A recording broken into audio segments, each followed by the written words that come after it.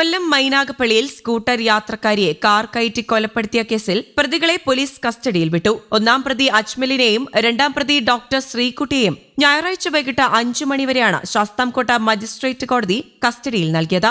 Prosecution 3 ദിവസത്തെ custody ആവശ്യപ്പെട്ടുവെങ്കിലും ലഭിച്ചില്ല. പ്രതികൾ മദ്യവും ലഹരിമരുന്നും ഉപയോഗിച്ചെന്നും പരസ്പര വിരുദ്ധമായ മൊഴികളാണ് പോലീസിന് നൽകിയതെന്നും പ്രോസിക്യൂഷൻ പറഞ്ഞു. ലഹരിമരുന്നിന്റെ ഉറവിടം കണ്ടെത്തണം, അപകടസ്ഥലം, ഇരുവരും ഒരുമിച്ച് താമസിച്ച കരുനാഗപ്പള്ളിയിലെ ഹോട്ടൽ തുടങ്ങി പലയിടങ്ങളിലെത്തിച്ച തെളിവെടുപ്പ് പൂർത്തിയാക്കണമെന്നും പ്രോസിക്യൂഷൻ അറിയിച്ചിട്ടുണ്ട്.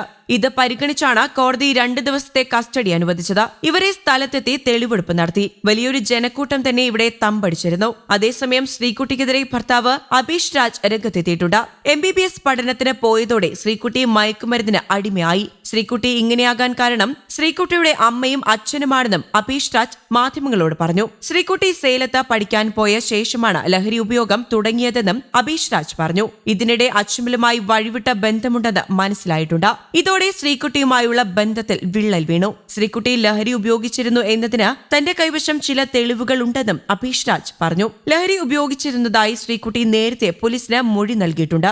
ഇക്കാര്യം ശരിവയ്ക്കുന്നതാണ് ഭർത്താവ് അബീഷ് രാജിന്റെ പ്രതികരണം. മൈനാഗപ്പള്ളി ആനൂർക്കാവിൽ തിരുവോണ ദിവസമായിരുന്നു അപകടമുണ്ടായത്. സ്കൂട്ടറിൽ യാത്ര ചെയ്യുകയായിരുന്ന കുഞ്ഞുമോളെ ഇടിച്ചിട്ട ശേഷം കാർ ശരീരത്തിലൂടെ കയറ്റി ഇറക്കുകയായിരുന്നു. കാർ അമിത വേഗതയിലായിരുന്നു. നിർത്താതെ പോയ കാറിനെ നാട്ടുകാർ പിന്തുടർന്നു. അമിത വേഗത്തിൽ പാഞ്ഞ കാർ റോഡ് സൈഡിൽ നിയന്ത്രണം വിട്ടാണ് നിന്നത്. ഇതിനിടെ ബൈക്കിലെത്തിയ യുവാക്കൾ കാർ തടഞ്ഞു. യുവാക്കൾ കാറിന്റെ ഡോർ തുറന്ന് അജ്മലിനെ പുറത്തിറക്കി. നാട്ടുകാർ തടഞ്ഞുവെച്ചെങ്കിലും പ്രതി ഓടി രക്ഷപ്പെട്ടിരുന്നു. ഇതിനിടെ കൂടെയുണ്ടായിരുന്ന ശ്രീകുട്ടിയെ നാട്ടുകാർ തടഞ്ഞുവച്ചു. നാട്ടുകാർ അറിയിച്ചതിനെ തുടർന്ന് പോലീസ് എത്തി ശ്രീകുട്ടിയെ കസ്റ്റഡിയിലെടുത്തു. തൊട്ടടുത്ത ദിവസമാണ് അജ്മലിനെ പോലീസ് പിടികൂടുന്നത്.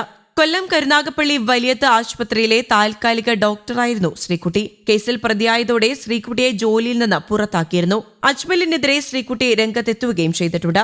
ആൾക്കൂട്ടം പിന്തുടർന്നപ്പോഴും വാഹനം നിർത്താൻ ആവശ്യപ്പെട്ടു. അജ്മൽ ക്രിമിനൽ കേസിൽ പ്രതിയാണെന്ന് അറിഞ്ഞിരുന്നില്ല. സിനിമ കൊറിയോഗ്രാഫർ എന്ന് പറഞ്ഞാണ് അജ്മൽ പരിചയപ്പെട്ടത് എന്നും ശ്രീകുട്ടി പോലീസിന് മൊഴി നൽകിയിട്ടുണ്ട്. ആശുപത്രിയിൽ നൈറ്റ് ഡ്യൂട്ടി ഉണ്ടായിരുന്ന ദിവസം ചികിത്സയ്ക്കായി എത്തിയപ്പോഴാണ് അജ്മലിനെ പരിചയപ്പെടുന്നത്. തുടർന്ന് സൗഹൃദത്തിലായി. ഈ ബന്ധം പിന്നീട് വഴിതെറ്റിയെന്നും ശ്രീകുട്ടി പോലീസിൽ നൽകിയ മൊഴിയിൽ പറയുന്നുണ്ട്. അജ്മലുമായി പണവും സ്വർണവും കൈമാറ്റം ചെയ്തിട്ടുണ്ട്. തന്റെ പക്കൽ നിന്ന് പണം വാങ്ങി അജ്മൽ എറണാകുളത്ത് ഷൂട്ടിങ്ങിന് പോയി. കോമൺ സുഹൃത്തിന്റെ വീട്ടിൽ ഓണം ആഘോഷിച്ച് വരുന്നതിന് ഇടെയാണ് അപകടം നടന്നത് എന്നും ശ്രീകുട്ടി പറഞ്ഞു. ലഹരി ഉപയോഗിക്കാറുണ്ടായിരുന്നുവെന്നും ശ്രീകുട്ടി പോലീസിനോട് വെളിപ്പെടുത്തിയിട്ടുണ്ട്.